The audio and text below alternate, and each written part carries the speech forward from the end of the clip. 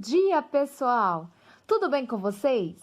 Na aula de hoje, falaremos sobre os conflitos étnicos e a diversidade cultural do leste. Vamos lá? Então, o leste europeu, por sua proximidade geográfica com outros países que não fazem parte do continente, sempre teve contato com povos e cultura diferentes. Por exemplo, a proximidade da Ásia Menor com a região dos Balcãs, ou a proximidade da Ásia Central com a região do Cáucaso, permitiu uma grande troca cultural entre essas regiões. O período de vigência do regime socialista promoveu nos países incorporados à União Soviética uma russificação, que consistia na migração em massa de pessoas da etnia russa para os demais países, como meio de criar nesses lugares uma identidade soviética. Todo esse processo fez com que alguns desses países se tornassem estados multiétnicos, ou seja, países onde é possível encontrar minorias étnicas, embora haja predominância numérica de algum grupo. Muitas vezes, as relações entre grupos étnicos, maioritários e minorias não são estabelecidas de forma amistosa e respeitosa, podendo, em alguns casos, levar a conflitos políticos e mesmo físicos entre esses grupos. A depender do contexto econômico e político, as minorias étnicas costumam ser segregadas e marginalizadas em processos de exclusão social, que levam, inclusive, à criação de visões estigmatizadas desses povos. Vamos ver os conflitos étnicos na Bósnia. A atual Bósnia-Herzegovina é um dos países multiétnicos localizados na região do leste europeu, mais precisamente na região dos Balcãs. Esse país apresenta 3 grandes grupos étnicos em seu território. São eles os bósnios, os sérvios e os croatas. Muito embora nem sempre a divisão étnica seja acompanhada de divisão religiosa, no caso da Bósnia, é possível fazer um paralelo entre esses dois fatores.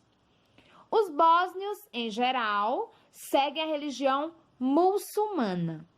Já os croatas têm como religião predominante o catolicismo cristão. Os sérvios, em sua maioria, são cristãos ortodoxos.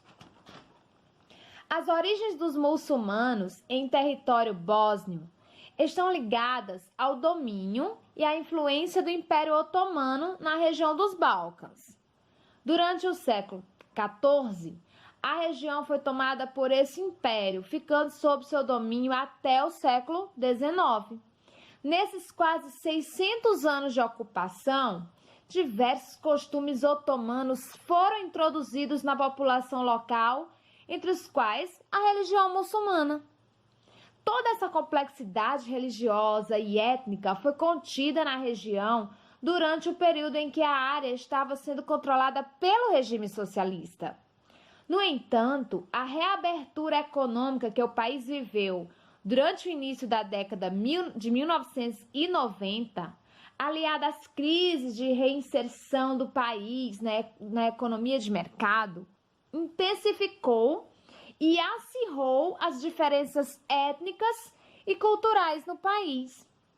Com isso, entre 1992 e 1994, a região entrou em um conflito armado que ficou conhecido como Guerra da Bósnia. Essa guerra ocorreu principalmente em virtude de disputas de poder entre as etnias sérvias e bósnias, que buscavam o controle político do país. Entre os muitos episódios que marcaram esse conflito estão a limpeza étnica da Bósnia. Durante o período de guerra, o território da região esteve dividido entre as áreas que estavam sendo controladas pelos sérvios e as áreas sob comando bósnio. No lado sérvio, uma série de medidas de limpeza étnica foi tomada como forma de manter e garantir a permanência dessa etnia no local, ficando conhecidas por sua violência e brutalidade. Expulsões em massa. Como os sérvios acreditavam na formação de uma grande nação sérvia, nas áreas sob seu controle foram promovidas verdadeiras expulsões em massa de cidadãos não sérvios, pessoas que eram obrigadas a abandonar os lugares em que viviam e forçadas a migrar para outros países. Massacres de civis. Além das expulsões, o exército realizava massacres de civis como forma de manter a maioria da população da etnia sérvia. Prisões em massa era outra prática comum realizada nesse período. Os grupos étnicos não sérvios eram aprisionados e muitas vezes condenados a trabalhos forçados em áreas que se assemelhavam a campos de concentração da Segunda Guerra Mundial. Esses atos brutais ocorreram sobretudo nas áreas do país próximas à República da Sérvia e tinham como principais alvos o povo bósnio, que era também muçulmano, tendo caráter étnico e religioso. Também precisamos analisar neste capítulo a marginalização dos povos Roma, outra minoria étnica bastante marginalizada em toda a Europa. São os povos Roma, mais conhecidos como ciganos. Esses povos têm sua origem ligada ao subcontinente indiano e, por terem características nômades, foram ocupando diversos locais até chegarem à Europa, onde estão presentes em diversos países, principalmente no leste europeu, como a Romênia, onde são um dos grupos étnicos minoritários mais numerosos. A introdução dos povos Roma na região da atual Romênia ocorreu durante o período medieval, no século XIV. Esses povos foram capturados na Ásia Menor e levados como escravos para essa região, estabelecendo-se nela.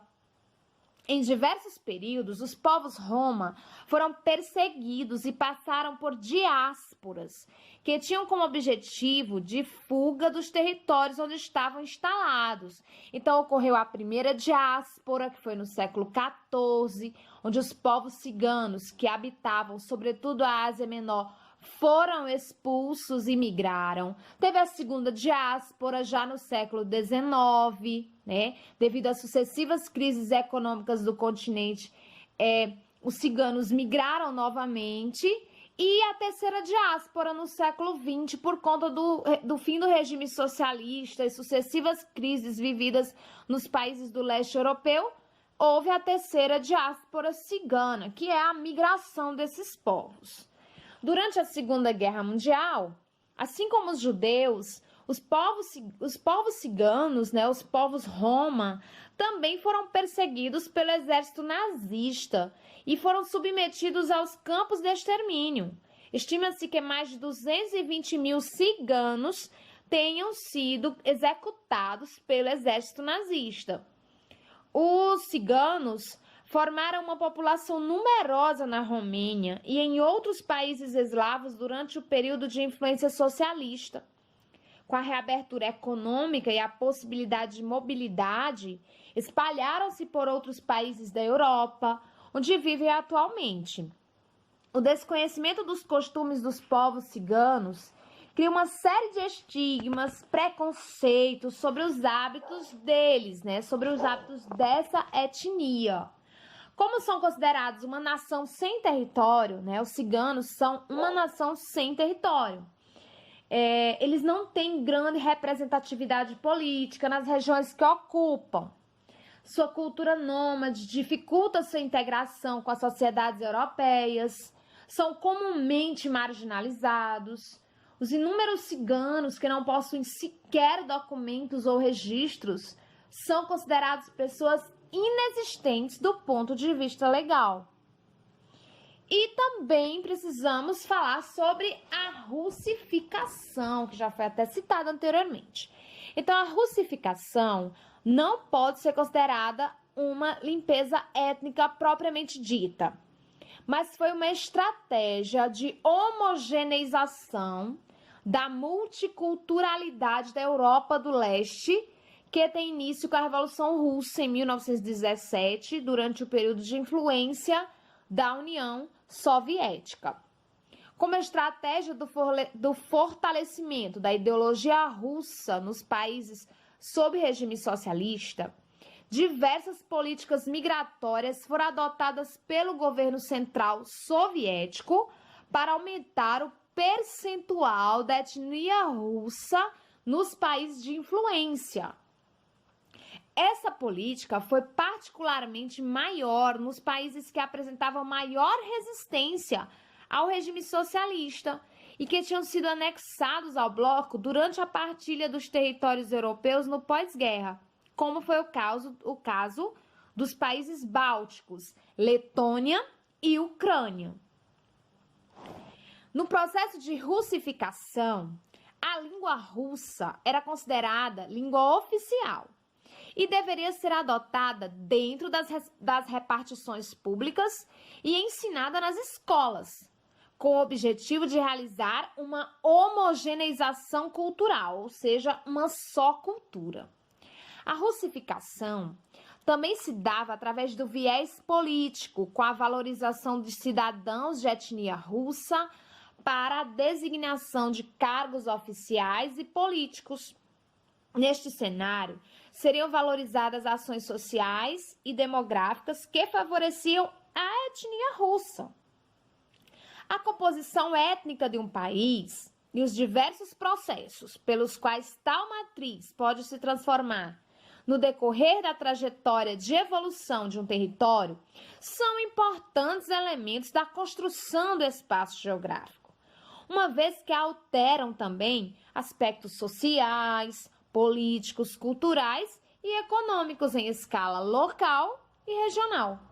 A compreensão desses elementos nos possibilita também, pessoal, analisar diferentes esferas das sociedades, analisando processos de transformação das mesmas e dos territórios que ocupam. Então, pessoal, gostaram da aula de hoje? Até a próxima! Tchau!